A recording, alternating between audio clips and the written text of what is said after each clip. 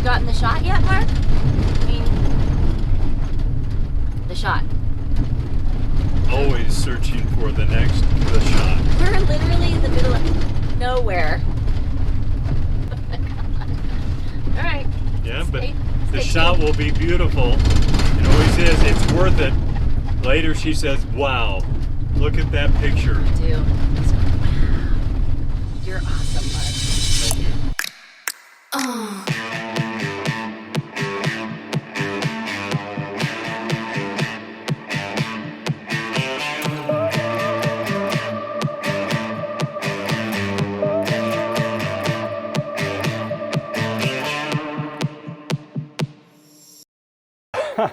I am always on the hunt for the next great shot, and my wife loves to make fun of me.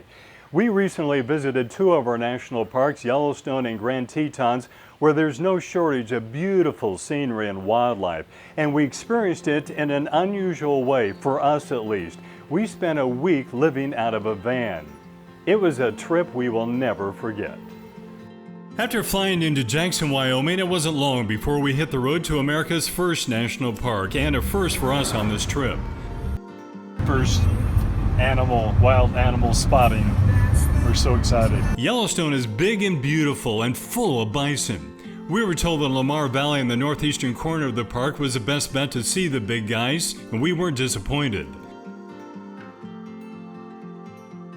Did you get enough?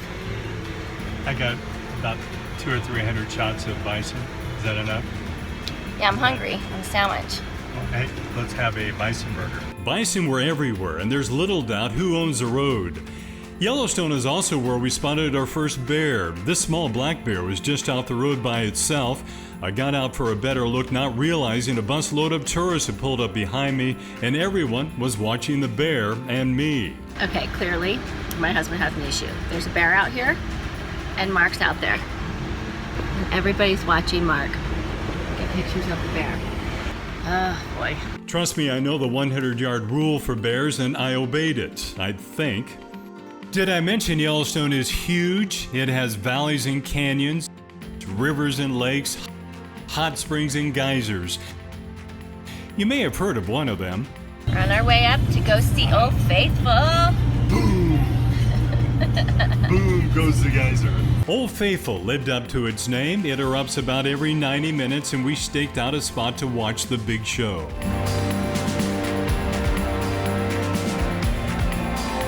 I should probably mention our accommodations. We rented this Mercedes Sprinter van from a company based in Jackson called Moterra. We called it our hotel on wheels. It had everything we needed: a bed, actually two of them, a kitchen, even a potty if our campground didn't have one. Yellowstone's great. It is crowded. So we zipped through in this cool van that Mark rented, and we're living in this for a week. In this van, which is just amazing. Right. Because you can drive everywhere, and I don't need to like go back somewhere and get like my bathing suit or my hiking shoes. Or that's true. That's great. Yeah. So it's been like the coolest vacation.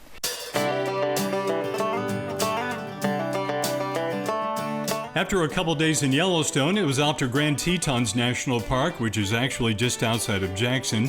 While Yellowstone is gigantic, the Tetons are much easier to maneuver. Everywhere you go, there's that view of those gorgeous, jagged peaks that jut from the earth. It's a sight we never got tired of seeing, whether on our hikes, our bike rides, Grand Tetons. Oh, whatever. during sunrises and sunsets at the lake, or driving to spot another wild animal. And we did a lot of driving. What's the plan? Hey, do you always have to have a plan? Yes, Mark. You're in the wilderness. You don't even have a reservation. This is not the wilderness. Okay? Look around you. There are tall buildings everywhere. No tall buildings, but the wildlife were everywhere. More bears, lots of deer, plenty of elk. We saw this big guy many times, including once when he faked like he was going to charge our van. I fell for it and accidentally hit the stop button on my camera. We saw him again the next evening, actually heard him before we saw him as he was trampling small trees. After our first encounter, I kept my distance. Wherever there's a wild animal spotting, traffic stops and people abandon their cars for a better look. It must drive the park rangers crazy. We also spotted a pronghorn antelope, plus his coyote leaving the river, scampering through the scrub brush and across a dirt road, presumably heading back home. During one of our hikes, Michelle whispered, "Look up." There was a bald eagle. How cool. The ducks were beautiful and they know it. Let's see, what have I missed? Oh yeah, moose. We saw them as well. These two were regulars at this spot, munching on moss and grass on the bottom of this creek.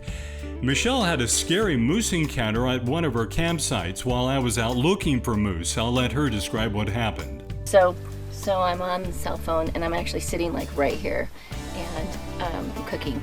And I'm on the phone with my son, Jake, and all of a sudden this moose just appears right at this door. You can't see, but our van doors are open right now. And Bradshaw thought he was going to get a better shot of nature, and so he had left me. And he's out in some meadow.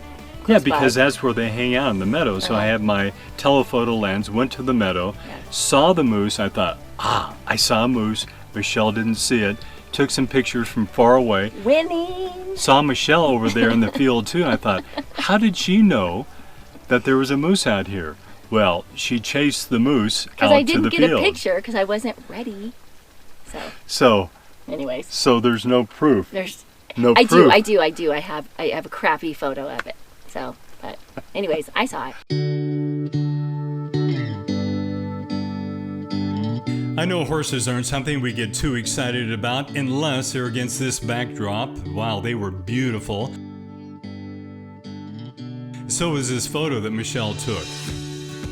One of my goals for this trip was to photograph a few famous locations in and around the Tetons, like the first light of day touching the tips of the mountains with one of the molten barns in the foreground. I got Michelle up early for this one. And where we saw the two moose in the water, Schwabacher Landing is also known to photographers. I can see why. Oxbow Bend is another one. And I wanted to frame the beauty of our national parks with our van. This is what it looked like when we opened the back doors. A word of warning, if you're a slave to your phone or social media, the parks can be a challenge. Michelle was constantly searching for coverage to try and stay connected to her clients. We took a lot of trips up to appropriately named Signal Mountain, where there's a cell tower. She was happy. Grand Tetons and Yellowstone National Parks are amazing. The scenery is magnificent, the wildlife bountiful. We'll be back driving the van, searching for new adventures down the road. Snake River right there? That's it. Snake River.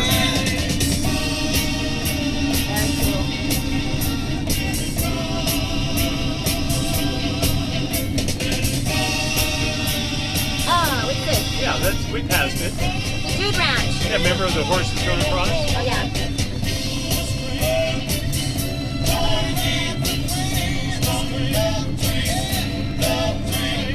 I don't know if I would do a Dude Ranch. No, that's too much work. Too much work.